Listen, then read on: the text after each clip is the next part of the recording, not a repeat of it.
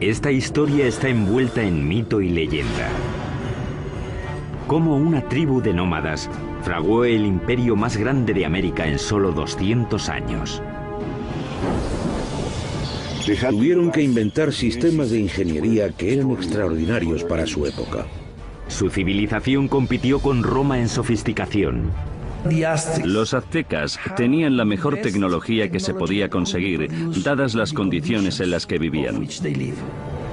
Acueductos, palacios, pirámides y templos se alzaron como tributo a sus dioses y como testimonio de poder para la humanidad. El mayor logro de los aztecas fue su flamante capital, que asombró a los exploradores europeos y la llamaron la Venecia del Nuevo Mundo.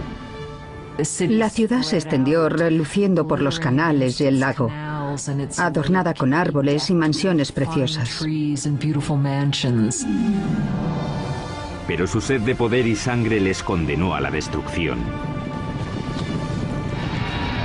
Cuando por fin llegó, la aniquilación sería más rápida y completa de lo que el mundo hubiera imaginado.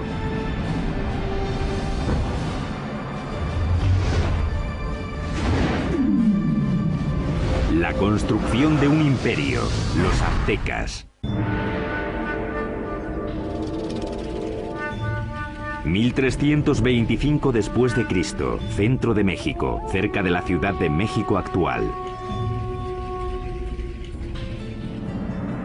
Una chica joven, una adolescente, celebra su inminente boda. Es la hija de un rey tribal y está a punto de unirse a una tribu nueva que ha sido invitada a su reino. La tribu es conocida ahora como los aztecas. Como parte del ritual, 5 nobles aztecas la llevan a un antiguo templo para la ceremonia. Pero cuando llegaron arriba, los nobles la apartaron del altar y la pusieron sobre una losa que había ante el templo que se usaba para los sacrificios. Le sujetaron los pies y las manos mientras el quinto hombre levantaba un cuchillo de obsidiana en el aire. Con un movimiento rápido le abrió el pecho y extrajo el corazón que aún latía.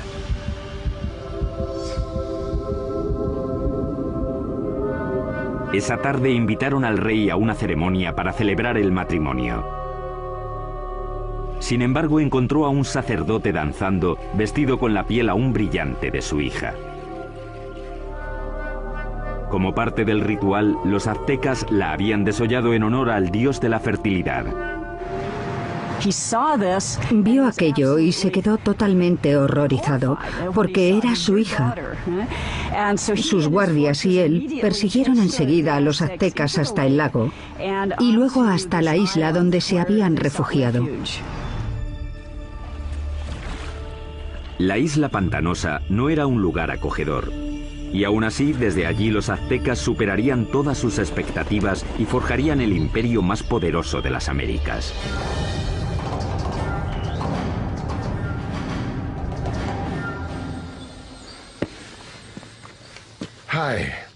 Hola, soy Peter Weller. Cuando pienso en los aztecas, pienso en gente elegante con unos bonitos adornos en el cuerpo y el pelo. Y pienso en una canción de Neil Young sobre Moctezuma y Cortés. Pero también pienso en cuchillos de obsidiana abriendo cavidades pectorales y en manos sacando corazones sangrantes y mostrándolos en alto. La mayoría de los sacrificios aztecas se hacían en un templo en la cima de una pirámide de piedra como esta. Los aztecas pensaban que sin esas ofrendas el sol dejaría de salir y el universo moriría. La historia azteca es una mezcla de hecho y mito, aunque sí sabemos que ese asesinato, con lo horrible que fue, no solo marcó el comienzo del imperio azteca, sino que literalmente marcó el lugar donde empezaría a surgir. La isla a la que los aztecas fueron desterrados tras el desastroso sacrificio de la princesa estaba en el lago Texcoco, el más grande de 5 lagos interconectados que cubren un valle de 65 por 112 kilómetros. Hoy en día este valle enorme y abierto rebosa lo que es la Ciudad de México moderna, una de las ciudades más grandes del mundo. Pero hace 700 años la isla estaba tan empantanada que nadie la había reclamado. Pero mientras miraban el lago, el líder azteca Tenoch anunció a sus seguidores que había visto un águila posada en un cactus en mitad del lago, una señal de los dioses de que habían encontrado su hogar. Llamarían a su ciudad Tenochtitlán. La vida fue dura para los aztecas los primeros años de Tenochtitlán, pero tenían una visión. La visión de una ciudad poderosa modelada en una ciudad antigua y legendaria a solo 40 kilómetros de allí. Llamaron a esta ciudad Teotihuacán o Ciudad de los Dioses. Teotihuacán fue una de las ciudades más impresionantes de la Mesoamérica precolombina. Era misteriosa. Sabemos poco de ella porque no hay escritos que corroboren lo que ocurría en esa gran ciudad. Ya estaba en ruinas hasta en la época azteca, pero creían que era el hogar de los dioses y el sitio donde nacía literalmente el mismísimo sol. El lugar que los aztecas más veneraban de Teotihuacán era una pirámide que se alzaba por encima de los árboles. Se llamaba la Pirámide del Sol. La enorme pirámide solar contiene 765.000 metros cúbicos de tierra y piedra con una base aproximadamente del mismo tamaño que la Gran Pirámide de Giza, en Egipto. Los aztecas creían que Teotihuacán fue diseñada a imagen del cosmos que crearon los dioses. Fue esa imagen la que intentarían reproducir en la construcción de su nueva ciudad, Tenochtitlán. El que aceptó el reto fue un jefe azteca llamado Acamapichtli. En 1376 se embarcó en un plan ambicioso para hacer una ciudad muy avanzada en Tenochtitlán. Pero había un problema. Las islas pantanosas en las que se instalaron requerían mucho trabajo. Cuando empezaran a construir cualquier cosa, empezaría a hundirse. Simplemente no había cimientos sobre los que construir. La solución azteca revolucionaría la arquitectura de las Américas. Empezaron anclando bien los edificios al suelo usando un sistema de pilares de madera. Los trabajadores cortaban estacas de 10 metros de largo por unos 8 o 10 centímetros de ancho. Luego las clavaban en el suelo blando para que sirvieran de cimientos. Los pilares se rodeaban a menudo de piedra volcánica para añadir fuerza. Entonces los albañiles podían hacer muros encima de esa base sin problemas. Consiguieron pilares de madera para sostener la infraestructura, los cimientos de las pirámides. El que no se hundiera ni se inclinara me parece una proeza de la ingeniería. Tenochtitlán era una ciudad-isla, pero los lagos circundantes eran poco profundos, no más de 2 metros en la mayoría de los sitios. Aquello parecía una metrópolis gigante flotando en una charca. Originalmente la única manera de llegar a la ciudad flotante desde tierra era en barco, pero los aztecas inventaron con el tiempo una serie de pasos elevados de hasta 14 metros de ancho que conectaban la ciudad flotante con las provincias de tierra firme. Los pasos estaban sostenidos sobre pilares de madera, como los que sostenían los templos y otros edificios.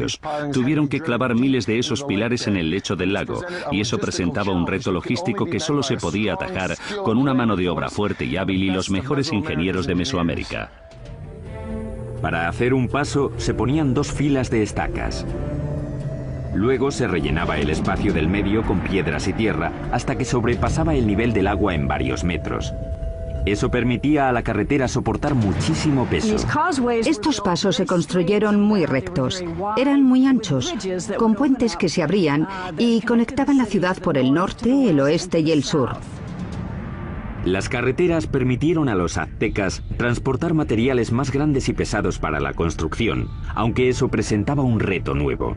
No existían las bestias de carga en Mesoamérica, así que los humanos lo tenían que hacer todo. No existían las carretas ni la rueda. Las cargas pequeñas se llevaban a la espalda, sujetas con una cuerda que se ajustaba a la frente. Los objetos grandes, como los bloques de piedra o las esculturas de los templos, los arrastraban con cuerdas una gran cantidad de hombres, posiblemente usando troncos como rodamientos. Cuenta la leyenda que un bloque de piedra para un templo requería la fuerza de 1000 hombres para arrastrarlo desde las montañas de tierra firme por el paso y hasta la ciudad. Los pasos también ofrecieron a los aztecas una nueva forma de introducir agua potable en Tenochtitlán. Anteriormente, los aztecas transportaban el agua en canoas desde la orilla. Pero el gran crecimiento de la población les obligó a obtener una solución más avanzada para cubrir la demanda. Querían usar el agua de los manantiales de tierra, así que querían construir un acueducto. Pero los manantiales estaban bajo control de la tribu que dominaba la región, los despiadados tepanecas. Los tepanecas controlaban o dominaban todo el valle. Tenían un imperio muy fuerte y eran los señores. Así que los aztecas eran sujetos tributarios de ellos. Mientras crecía la población azteca, la tensión con los tepanecas empezó a surgir. Los aztecas decidieron dar un ultimátum que podría cambiar el equilibrio de poder en la región. La gente de Tenochtitlán no solo exigían a los tepanecas que les dieran el agua, sino que exigían que ayudaran a construir el acueducto. La respuesta de los tepanecas fue rápida y brutal. El rey tepaneca Maxtla envió asesinos que mataron al jefe azteca a sangre fría. Fue la gota final. Tras décadas de dominación, los aztecas se movilizaron y se levantaron contra sus caciques despiadados. E iniciaron una serie de ambiciosos proyectos de construcción alrededor de la ciudad-isla que les valdría la reputación de mejores ingenieros de las Américas.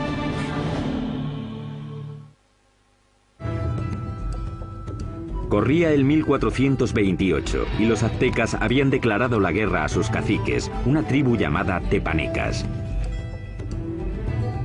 Pero para ganar a los tepanecas necesitarían una ayudita de sus vecinos. Los aztecas acudieron a la cercana ciudad-estado de Texcoco. Allí un jefe decisivo estaba ascendiendo. Se llamaba Nezahualcóyotl, y su liderazgo dominante sería crucial en la creación del imperio azteca. Con Nezahualcóyotl de su parte, los dominados aztecas se lanzaron a la yugular. Lanzaron un ataque total contra la capital tepaneca. Tras un sitio de más de 100 días, rompieron las defensas tepanecas y masacraron a sus opresores. Después de capturar al rey tepaneca Maxtla, el propio rey Nezahualcóyotl le arrancó el corazón y echó su sangre a las aguas del lago Texcoco. De repente las tornas habían cambiado. Ese es el preciso momento del comienzo del imperio, y los aztecas se convirtieron en líderes del Valle de México. Tras conquistar el Valle de México, los aztecas pudieron centrar su atención en llevar agua potable a su ciudad creciente. Notablemente, los aztecas diseñaron y construyeron por su parte algo que solo unos pocos imperios dominarían: el acueducto. El acueducto tenía 2 canales, cada uno de 1,20 m de alto por 1 de ancho. Uno se mantenía limpio mientras el otro servía para que no se interrumpiera nunca el flujo de agua. El acueducto de 2 tubos recorría 5 kilómetros desde tierra firme hasta el centro de la ciudad-isla. En la ciudad, el agua llegaba hasta fuentes públicas y embalses y se distribuía al público en grandes jarras de barro o mediante canoas. En comparación con los europeos, los aztecas eran muy limpios. Sabemos que el emperador azteca se bañaba 2 veces al día. Así que en términos de higiene los aztecas estaban mucho más avanzados que los europeos. Mientras los nobles aztecas se bañaban en lujo, en esa época en Europa la peste, provocada por las condiciones insalubres, mataba a millones. El baño del rey Nezahualcóyotl era uno de los más especiales de las Américas. Lo alimentaba un sofisticado acueducto que también llevaba agua corriente a los terrenos de su palacio. Detrás de mí está la colina de Tezcocinco, y en ella, Nezahualcóyotl construyó un fantástico palacio de recreo. Alrededor del palacio había un jardín botánico con todas las flores exóticas de Mesoamérica. Nezahualcóyotl trajo el agua desde las montañas de Sierra Nevada hasta aquí, pasando por las colinas y su palacio, solo para regar las plantas. Para instalar aquí un acueducto, Nezahualcóyotl tuvo que llenar un enorme barranco que había entre Tezcocinco y la siguiente colina. Cuando el agua llegaba a la primera colina, se almacenaba en pequeños remansos construidos para controlar la velocidad del flujo antes de que llegara al acueducto. Tras cruzar el acueducto, el agua corría por un circuito alrededor de la colina de Tezcocinco, desbordándose por los laterales en cascadas para regar los jardines. Acababa en una piscina de roca tallada perfectamente redonda llamada la Bañera del Rey. Desde aquí podía observar sus dominios en Texcoco y su jardín botánico que regaba con su acueducto. Ciertamente es una bañera para un rey. A mediados del siglo XV, mientras el imperio prosperaba, los aztecas decidieron que era hora de elegir un soberano. Se llamaba Moctezuma y sería el primero de los dos emperadores cuyo nombre se conocería hasta ahora. La primera orden del día de Moctezuma fue expandir las fronteras del imperio. Los aztecas capturaron las ciudades-estado que había al sur, hacia el valle de Oaxaca, al oeste hasta el Pacífico y al este hasta el Golfo de México. En 1449, el imperio contaba ya con 15 millones de habitantes. En el corto periodo de 100 años, los aztecas consiguieron lo imposible. Cambiaron el orden del mundo mesoamericano. Pero al tiempo que los aztecas dominaban militarmente, su ciudad-isla era vulnerable a otro tipo de enemigo. Como Nueva Orleans, Tenochtitlán luchaba constantemente con el agua. Y uno de los primeros proyectos de Moctezuma fue proteger la ciudad de las inundaciones.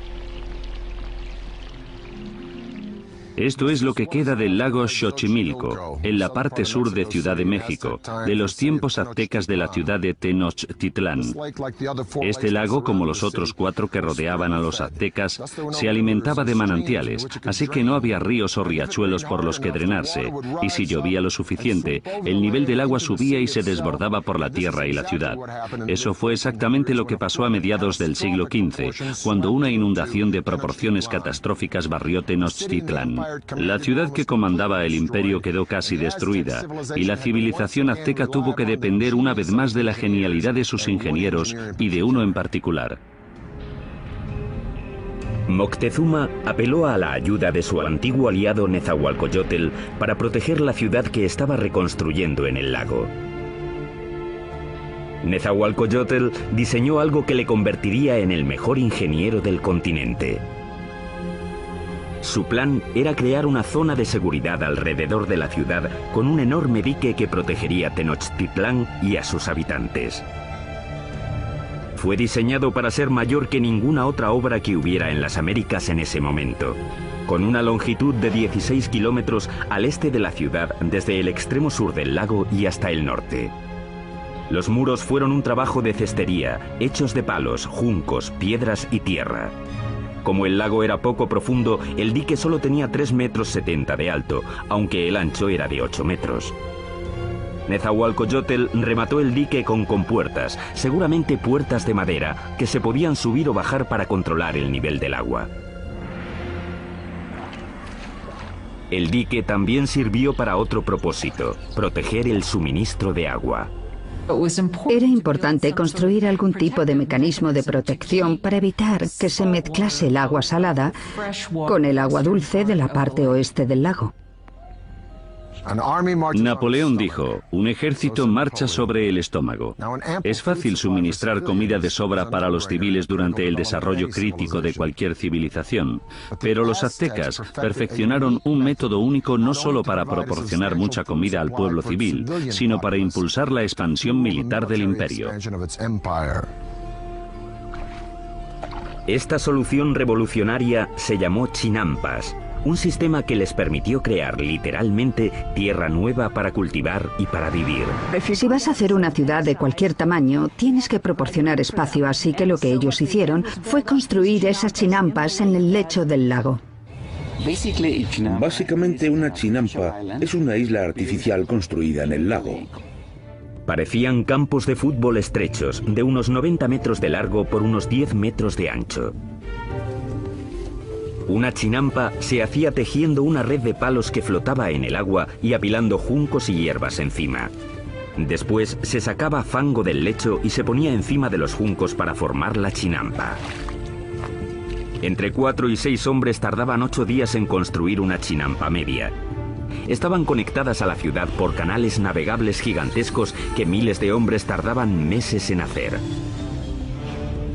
Una chinampa como esta podía producir hasta 7 cosechas al año, mientras que un agricultor en tierra firme podía cosechar 1, 2 o quizá 3 veces como mucho. Cuando una cosecha estaba lista para que la recogieran en una chinampa, los brotes de la siguiente ya estaban saliendo del fango que estaba extendido en un barco adyacente a la chinampa. Entonces, cuando los brotes estaban listos, se llevaban a la chinampa y el ciclo se repetía una y otra vez en cientos de chinampas.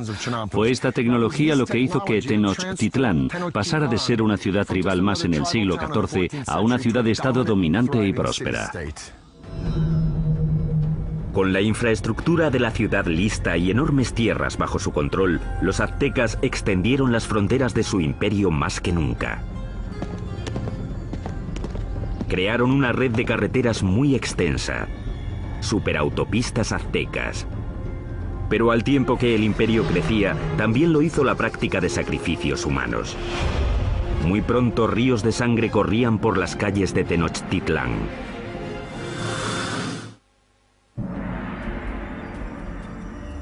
Hoy, Tenochtitlán, la capital del imperio azteca, ha desaparecido, enterrada bajo la actual Ciudad de México. Pero hace 700 años era una capital brillante en ascenso, construida por ingenieros avanzados y liderada por emperadores exuberantes. A finales del siglo XV, la demografía azteca había explotado. Su siguiente gran emperador lanzaría una serie de conquistas que competirían con cualquiera de la historia. Se llamaba Ahuizotl y demostraría que era incluso mejor guerrero que su abuelo, Moctezuma. Para el año 1502, Ahuizotl había conquistado territorios desde la costa pacífica de México y había conseguido que el imperio llegara muy al sur, a Guatemala. Su reinado fue como una edad de oro. Él fue el rey que abrió las rutas de transporte a las zonas costeras y las tierras bajas donde los aztecas tenían sus mayores lujos.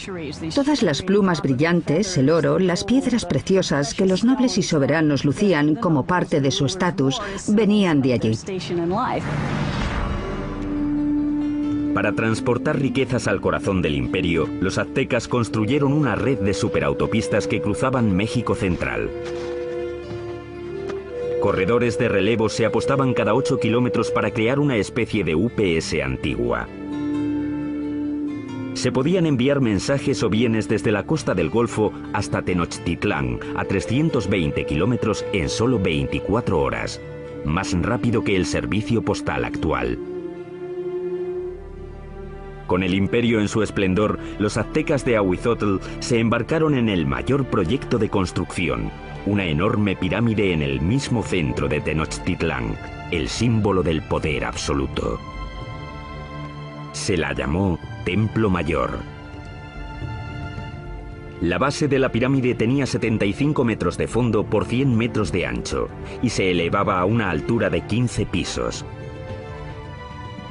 Había al menos 117 escalones en 2 escaleras que subían 60 metros y que llevaban a 2 templos en honor a los dioses de la lluvia y de la guerra.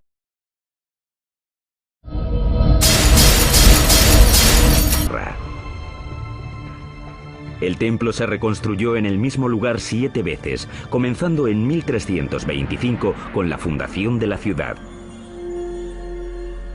La pirámide crecía al tiempo que lo hacía el imperio. Cada piso simplemente se añadía encima del piso anterior. El templo mayor se construyó principalmente con una piedra llamada tezontle, que es volcánica y pesa muy poco. Eso evitaba que el templo se hundiera. Para los suelos y paredes, los aztecas aplicaron un revoque de cal, que era una especie de cemento. Algunos ejemplos encontrados hoy son tan duros como el cemento moderno, incluso después de 500 años. Los albañiles aztecas trabajaron durante décadas para completar su monumento a los dioses. El templo estuvo enterrado hasta 1978, cuando la compañía eléctrica cavó una zanja y descubrió accidentalmente una enorme piedra tallada y las ruinas del templo con ella. El disco tiene 3,5 metros de diámetro, pesa 20 toneladas y representa el cuerpo desmembrado de la diosa Coyolxauhqui.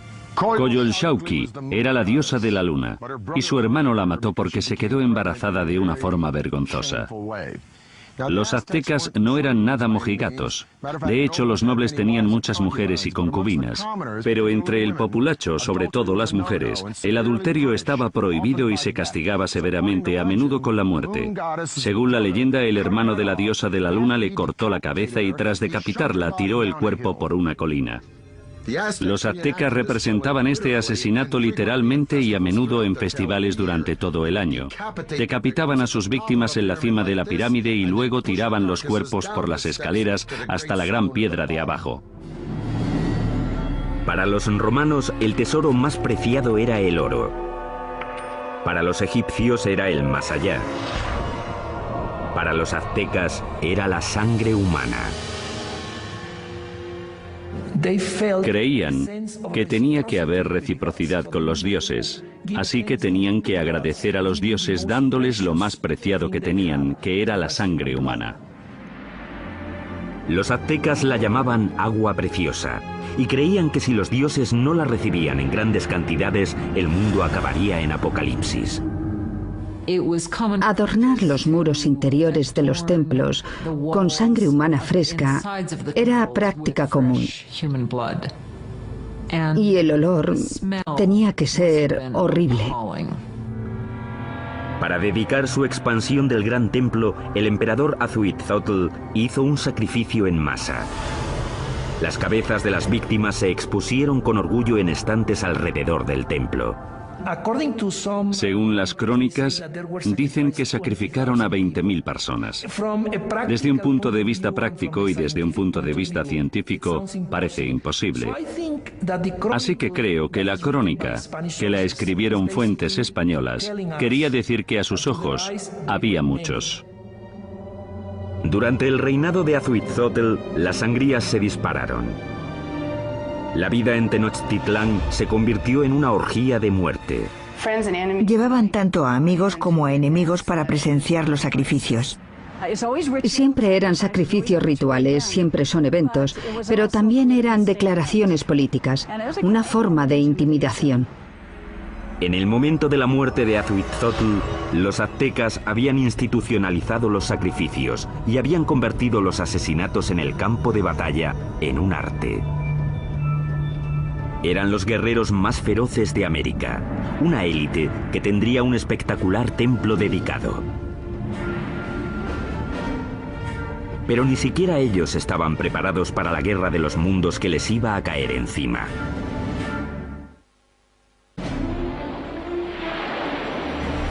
Corría el año 1502. Azhuitzotl, emperador de los aztecas, muere. Moctezuma II, un ex sacerdote de 34 años, sube al poder. A un mundo de distancia, en España, un notario de 18 años llamado Hernán Cortés se prepara para cruzar el Atlántico para unirse a la conquista que su país está haciendo del Nuevo Mundo. El imperio azteca está en su cenit. Ahora se extiende por al menos 210.000 kilómetros cuadrados, desde Tenochtitlán hasta las dos costas y muy al sur hasta Guatemala. Unos 25 millones de personas formaban la ley azteca. Había 38 provincias cuyos habitantes pagaban importantes impuestos, enriqueciendo así a los nobles. La ciudad se extendió, reluciendo por los canales y el lago, adornada con árboles y mansiones preciosas. Y Moctezuma II lo presidía todo. Era conocido por sus habilidades políticas y militares. Un líder duro, mató a la población de las ciudades que no se doblegaban a su mandato, pero en privado estaba inquieto. Parece ser que Moctezuma era un individuo pasivo, incluso hasta depresivo. Cuenta la leyenda que después de ver un cometa pasando por el cielo de Tenochtitlán, pasó el resto de la noche llorando. Según pasaban las semanas, se volvió cada vez más paranoico. Pero en el culmen de su obsesión por lo sobrenatural, una amenaza muy real se aproximaba por mar. Los espías colocados a lo largo de la costa del Golfo informaron sobre algo muy extraño que no conseguían describir. No habían visto un barco en su vida, así que no tenían una palabra para describirlo. Por eso los indios se refirieron a los barcos como montañas que se mueven por el agua. En 1519, tras navegar desde Cuba, Cortés llegó con 11 de aquellas montañas flotantes y 500 hombres al Golfo de México, 320 kilómetros al sureste de Tenochtitlán. Las tribus quedaron atónitas ante aquellos hombres con armaduras de metal y animales que no conocían. Según avanzaron tierra adentro, masacraron brutalmente a las tribus que se resistieron, pero muchas otras se alegraron de poder proporcionarles comida y hombres. Una de las formas que uno de los jefes locales de la costa del Golfo utilizó para agradar a Cortés y su compañía fue con un grupo de mujeres que no solo estaban allí para las labores caseras, sino también, claramente, para hacer de cortesanas, para proporcionarles servicios sexuales. Pero entre las concubinas, una en particular llamó la atención de Cortés. Era la hija de un jefe que había sido vendida como esclava y se llamaba la Malinche. Desarrollaron una relación íntima y con el tiempo ella le dio un hijo. Ellos fueron las primeras personas de sangre mezclada del Nuevo Mundo. Pero era mucho más que una amante. Se convirtió en la intérprete de Cortés y su papel se amplió a consejera e intermediaria entre él y los aztecas. No solo era su traductora, también le contaba cosas que se estaban diciendo que se suponía que él no tenía que oír o entender.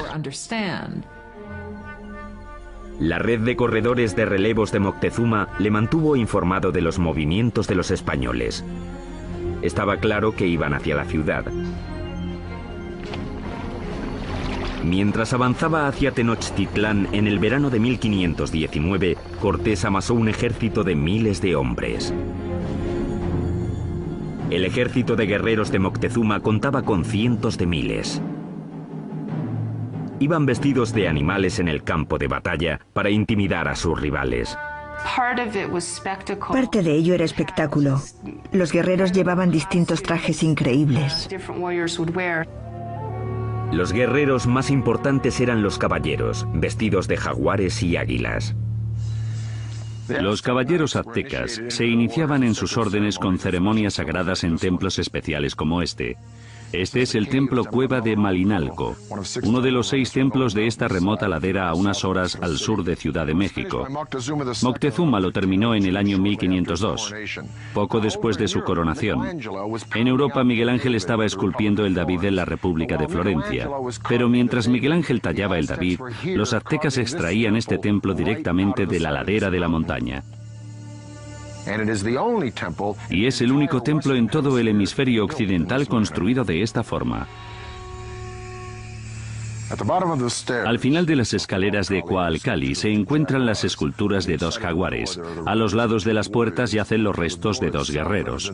La puerta representa la boca abierta de una serpiente gigante. Literalmente se puede ver la lengua saliendo del templo. Los aztecas creían que esta era la entrada al centro de la tierra. Los guerreros privilegiados venían aquí, entraban en la sala con esculturas de águilas, les perforaban la nariz y ofrecían sangre en sacrificio para Huitzilopochtli, el dios de la guerra. Pero esta no sería, ni mucho menos, la última vez que los guerreros aztecas vendrían a dar su sangre. El primer encuentro entre Cortés y Moctezuma sería pacífico. Pero el conquistador sabía que un choque enorme y sangriento entre el viejo mundo y el nuevo mundo tendría lugar pronto. Y la aniquilación que tuvo lugar sería uno de los acontecimientos más aterradores de la historia de las Américas.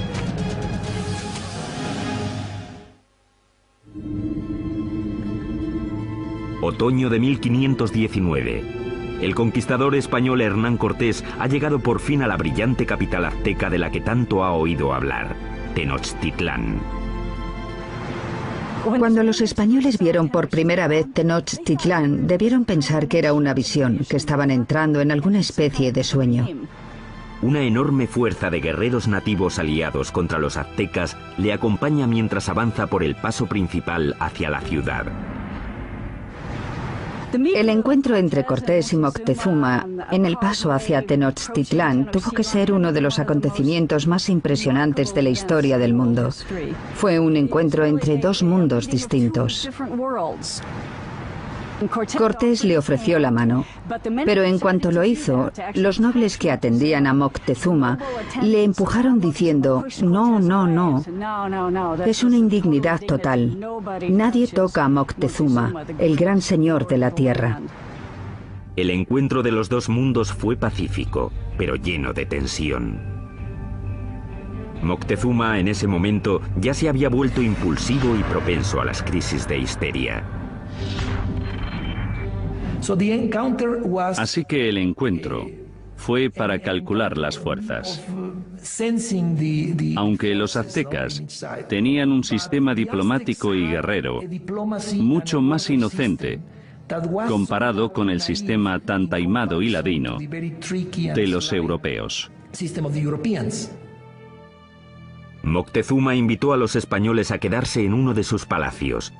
Resultó ser un error catastrófico. Cuando los españoles entraron en la ciudad, quedaron tan impresionados que les pareció un sueño. En el centro de la ciudad se alzaba el colosal palacio del emperador. El palacio de Moctezuma II era un gigantesco complejo que se extendía por las 3 hectáreas contiguas al gran templo. Uno de los españoles se dio cuenta de que todos los días se reunían 600 nobles en el palacio de Moctezuma para oír las palabras del emperador. Moctezuma recibió a los españoles en una gran cámara de recepciones que había en la entrada, diseñada para que el emperador pareciera omnipotente. Pero el palacio de Moctezuma sería el último que construirían los aztecas.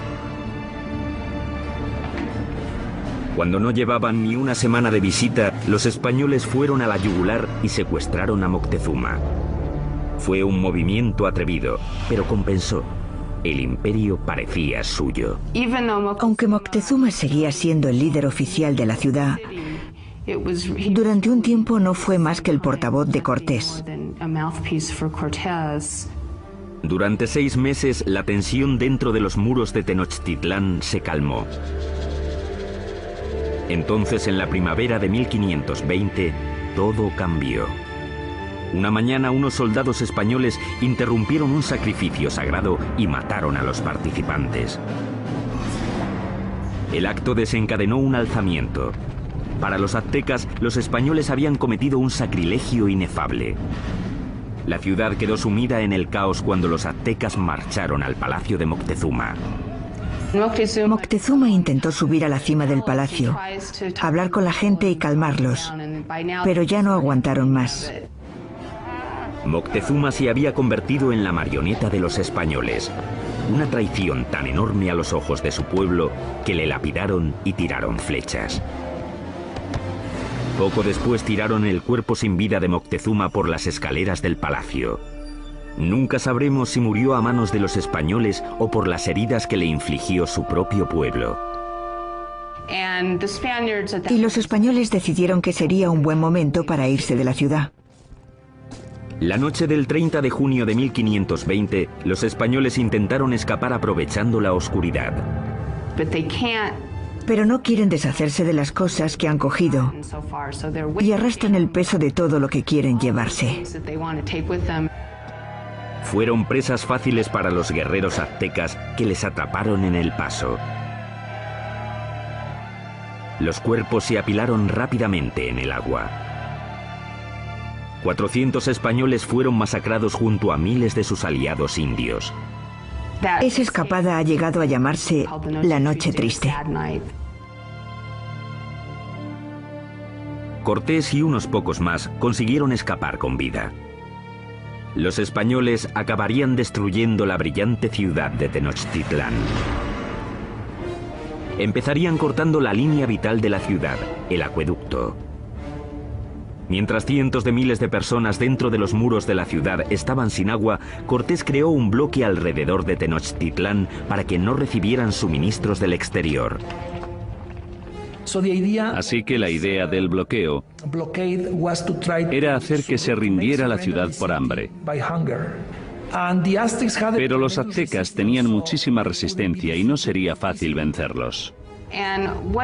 Y lo que decidieron hacer fue lanzar un ataque por tierra y por mar. Durante siglos, el lago que rodeaba Tenochtitlán había constituido una barrera contra los invasores, pero Cortés encontraría una forma de evitarla. Hizo que miles de sus aliados indios transportaran los barcos en piezas atravesando las montañas para montarlas y lanzarlas al lago. Mayo de 1521. Cortés lanza su gigantesco ejército en un ataque final y decisivo contra Tenochtitlán. 600 españoles, incluyendo 100 caballeros y hasta 50.000 aliados indios, se enfrentaron a los defensores aztecas de la ciudad sobre los pasos.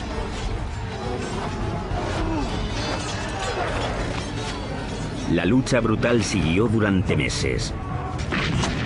Día a día, Cortés arrasó la ciudad piedra por piedra. Él y sus aliados indios fueron despiadados en el asesinato sistemático de la población. Fue una batalla muy dura, sobre todo en la ciudad. La última batalla de los aztecas fue en el gran templo de Tlatelolco. Los guerreros se alinearon en las empinadas escaleras y plataformas para tirar flechas y piedras a sus enemigos. Pero fue inútil. El 13 de agosto, el último líder azteca, Cuauhtémoc, fue capturado y se rindió ante Cortés. Y eso solo fue el principio. 20 millones morirían de las enfermedades traídas por los españoles. A finales del siglo XVI se calcula que se había reducido la población nativa en cerca de un 90%. La Ciudad de México moderna se ha construido sobre las ruinas de la una vez majestuosa ciudad de Tenochtitlán. Los españoles la arrasaron durante la construcción de su propia ciudad colonial y hasta usaron piedras del Gran Templo para hacer la catedral que aún se alza al lado de las ruinas del templo. El imperio azteca se esfumó y con él un legado de increíbles logros de la ingeniería. Ha quedado claro, por sus sofisticados sistemas de urbanismo, agricultura y suministro de agua, que los aztecas se alzaron entre los grandes imperios más avanzados del mundo. El templo excavado de Malinalco es uno de los logros aztecas más impresionantes que los españoles no destruyeron. Sitios impresionantes como este obligan a hacer la pregunta: ¿cómo sería México hoy si los españoles no hubieran venido? Soy Peter Weller para el canal Historia.